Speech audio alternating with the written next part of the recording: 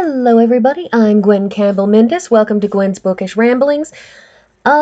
So this week I'm going to talk about the book kind of sideways. Now, this is, you can see the title is, of course, Friedrich, but the proper title of this book is Caspar David Friedrich, 1774 to 1840, The Painter of Stillness.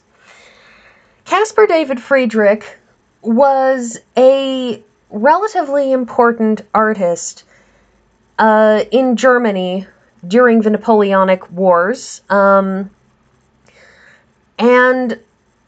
he's best known not for being part of the Storm und Drang school, but for being a painter of what is known as the art of the sublime. Art of the sublime is best defined as, in most cases is best defined as paintings about God. In effect, the art of the sublime has to do with expressing or causing emotions which go beyond words. God is a convenient shorthand, especially in the case of Friedrich, because a lot of his paintings are somewhat devotional in nature. Now, I don't mean that, there's pictures of the Christ child or any of that sort of thing. Instead, they're all about the infiniteness of space, or at least a lot of his paintings are. They're about how big the world is and how beautiful space and nature and distance are. And one of the reasons that I like him as an artist is because a lot of what his works are about are things that are genuinely difficult to put into words. And you see, that's the thing about art, is there's a reason why you paint instead of instead of writing an essay. There's a reason why you wrote a play instead of just having somebody stand there and talk about the isolation of the human condition or the fundamental absurdity of living in the world among other people. There's a reason why you write a sonata instead of describing how you feel in a given moment. And Friedrich is one of those artists who's very much about expressing the inexpressible. Not everything that he did was about expressing the inexpressible. In point of fact, one of the very interesting things in this book is this author gives very short shrift to some of the discussions of the inexpressible. As in this case, which, obviously, yes, this is a devotional painting. We see up here there is a Christ on a cross, and it's clearly an altarpiece. In fact, this is known as the Taschen altar. But according to this book, at least, this is in fact a political reference to the Swedish king who was particularly supportive of German efforts to get out from underneath Napoleon's thumb. Because there was a time when France oppressed Germany. Well, actually, everybody in Europe oppressed everybody else in Europe at some point, so that's hardly surprising. But, so this particular piece it's an example of something that appears to be one thing and is actually another. But this piece, Monk by the Sea, this is really potentially Friedrich's most famous piece. And the thing about this piece is that this painting, there is nothing in this painting. There's a beach and a single monk and an ocean vanishing off into infinity at Land's End. And this enormous sky in the distance. And there's nothing there. There's nothing else there. And everything in this painting is about how small this one man on the beach is and how large the world is. And it seeks to evoke, and if you go to the effort of looking at it, it evokes that same feeling that you get when you walk to the edge of the beach, on the edge of the ocean, when you go to some place where something vanishes eternally into the distance. And there's that sense of how big the world is, how big the universe is, and how alone you can feel in those moments. And I'm ripping through this really a lot faster than these paintings deserve. They deserve more time and consideration. This particular painting, The Abbey in the Oakwood, which, hey, the titles are up in the corner. This was actually put on exhibition at the same time as Monk by the Sea. They were two paintings that were effectively to be placed next to each other, to bookend each other. And when you look at this, again, it's about the art of the sublime. It's about seeing that small number of monks walking slowly into this ruined abbey out in the middle of nowhere. It's seeing that it's surrounded by a cross there, a grave, other gravestones, and it evokes loneliness, and it evokes that sense of devotion, that sense of determination to keep going, that the world around them is bare and barren and potentially even dying, but they keep on. They keep on trying. And Friedrich's paintings do, to an extent, evoke God. It was an important part of his life, religious devotion, Protestantism. It was very important to him, and it's why a lot of his paintings, however bleak they are, tend to have light in the distance, is that symbolism of hope, of there being potential for something, of there being a chance for things to get better, for there to be more further on, or for hope in the afterlife, hope in God, however you want to see it. But there's a beauty in, as the title of this book says, in stillness.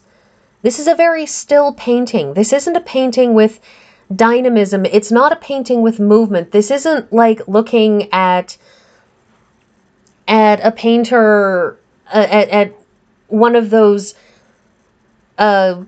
French romantic painters that are all drama and slanty lines and dynamism. This isn't about dynamism.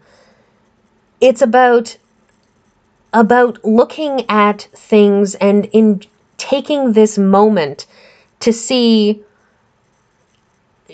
beyond. And I'm struggling for words here because, of course, I didn't prepare because I don't prepare. But it's a key to looking at Friedrich paintings. This is one of his earlier works, and something that he did when he was in his teens, early 20s. It's a pen and ink piece. Well, actually, it's woodcut, but woodcut, pen and ink. There's a lot of similarities, although the techniques are very different. You look at this woodcut, Woman with the Raven at the Abyss, and it's evoking the mythology of ravens. It's evoking,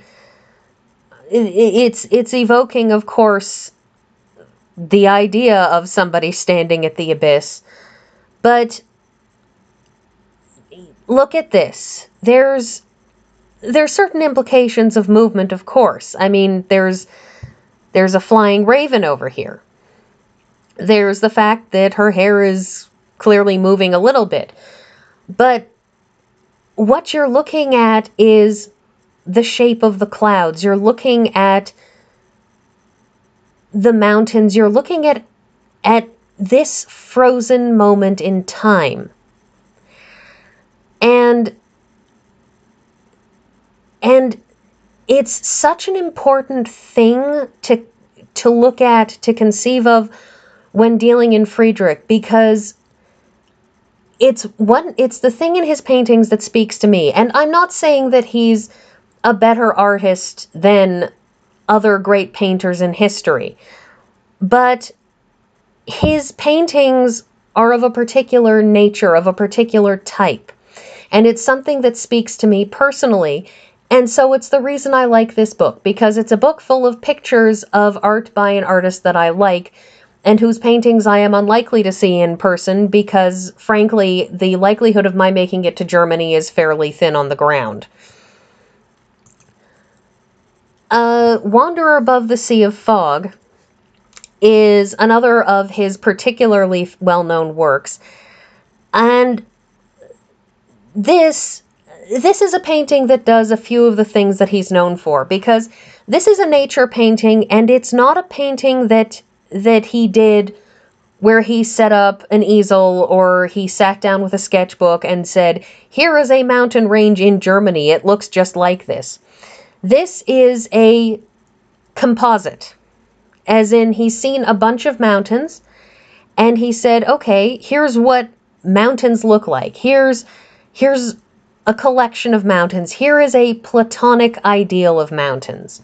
As in the Platonic ideal, that concept of somewhere in a metaphysical universe is a ideal chair that epitomizes all the things that a chair should be, and thus it is the best and greatest and most chairly chair that ever chaired. And that is the Platonic ideal. And this is an attempt at giving us a Platonic ideal of a mountain range. But of course, there's also the Wanderer Above the Sea of Fog. And one of the themes in Friedrich has to do with the concept of art itself. And that is that when we look at art, we're looking at the perceptions and the ideas and the concepts of the artist. The artist went out and he hiked in the mountains and he saw a bunch of mountains, and then he painted some mountains for us to let us see what the mountains in his head look like. But we can't see what the mountains that he saw looked like. We can't see what the mountains in his head looked like. All we can see is his poor efforts to let us know what that looks like.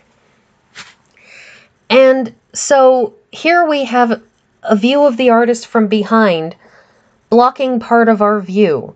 We have this rock that he's standing on that blocks part of our view. We can't see what he sees, but around him, around the site of his perch, we can glimpse a little bit of what he's seeing through him and past him, because without him we wouldn't see this, but we can't see what he's actually seeing because he's in the way.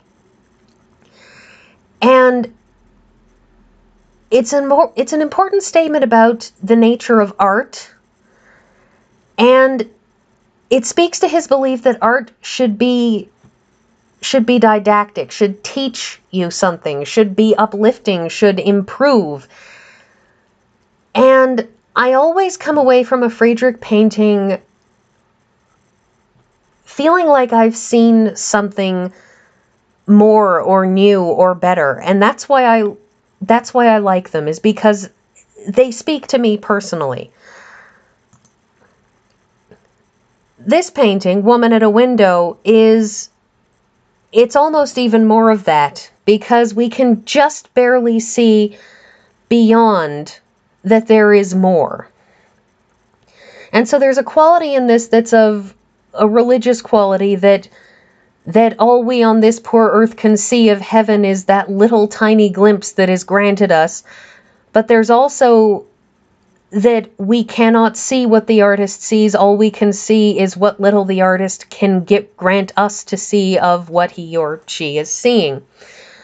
This is also apparently a painting potentially of his wife, so, I mean, that's another thing. And so this is the book, Friedrich, Painter of Stillness. I think it's worth looking at if you're interested in the art. And I will let you all get back to your regularly scheduled days. See you next week.